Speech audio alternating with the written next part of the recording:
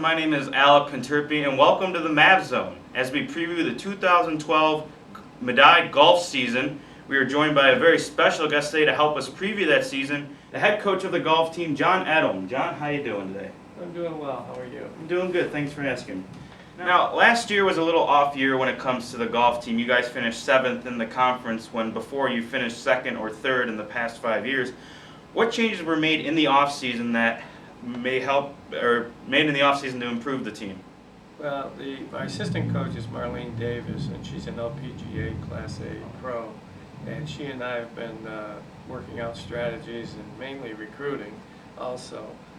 We have brought on a new volunteer coach named Dallas Ford, and he's a scratch golfer, and his best score is a 66. And he's going to be working individually with some of the boys on the team. And as far as our recruiting, we brought in 3 kids from Kenmore East team, and Kenmore East is from Section 6, and they won their conference previous year, and this year they finished 2nd. And we got their co-captain Dallas Ford, as well as Corey Donahue and Austin's cousin Derek Ford. So we picked up 3 kids from a successful Kenmore East team. We also picked up another freshman from Canandaigua, New York, and he comes from Canandaigua Academy and has been all Monroe County 3 times.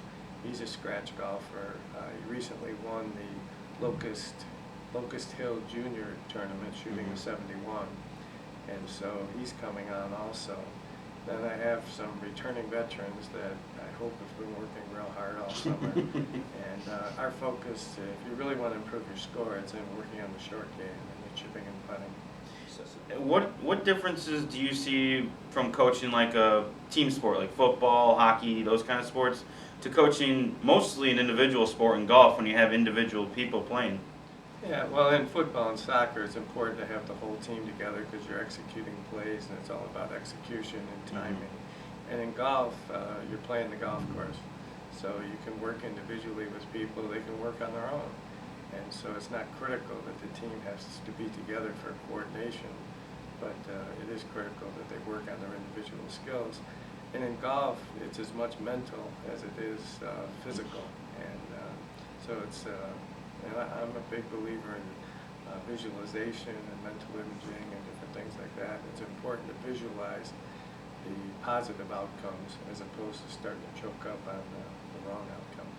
Now, for those fans who may not know, what is a typical golf practice like? Well, sometimes, every practice we chip and putt. Yeah, every single practice, because if you think about golf, par 72 and 36 of them are putts. And the best pros on the tour only hit the greens in regulation 70% of the time. So what the pros are so good at is getting up and down when they miss a green and making those birdie putts. So our main emphasis is on chipping and putting. All the kids at this level bomb the ball. I mean, all of them can hit it long. And so we always start chipping and putting. Sometimes we'll just go to the driving range and just work on skills. If somebody's got a fade or something they're trying to overcome, be working on getting rid of that. And then often we'll go play 9 holes also. And golf, unlike some other sports, as far as measuring talent, the numbers speak for themselves. And so if you get out there and play around, you can see pretty quickly how good someone is.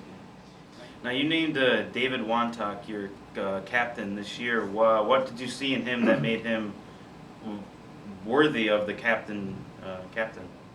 David came to us 3 years ago, and I don't say had limited golf skills, but had limited experience. And he's brought his game, and he works very, very hard. He's hitting balls all winter long. He's very coachable. He's very much team-oriented. He's been my academic team captain for the last year. He's worked with the younger kids. But he's got his game now where he's consistently in the 70s. And David is also deaf. And this October, the week before our conference championship, he's going to be representing the United States in a tournament in Japan, competing for the deaf World Championship. Wow, So he's quite a kid. I like it. As you look at your 2012 schedule, I mean, I know golf is different all over the place, but do you see any like invitationals that you're like, oh, we have to beat, you know, like Barron or Bradford? Do you see any, or is it just like go out and have a good round and hopefully it's better than the rest? Well, every tournament's important, and you know, it's to get into a positive mindset. We play in conference tournaments, so every tournament, typically Barron, you know, Bradford, all of those will be there. Mm-hmm. And in fact, we're playing a week from Saturday at Bradford, so we expect to see all the conference schools there.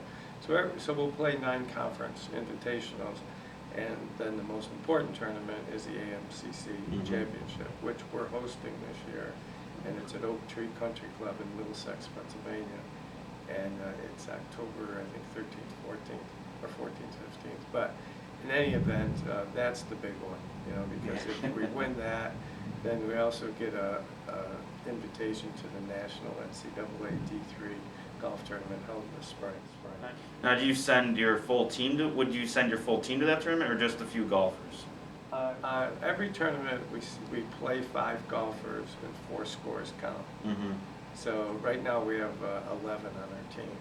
So when we go to tournaments, we only are able to take 5 golfers. Alrighty, well, thank you for joining me in the Mav Zone. Good luck in bringing that AMCC title to Maverick County. And we'd like to thank you, the fans, for watching this today. Check out YouTube every week for new videos and highlights of all the Medaille action. I'm Alec Pinterpe. Thanks for watching.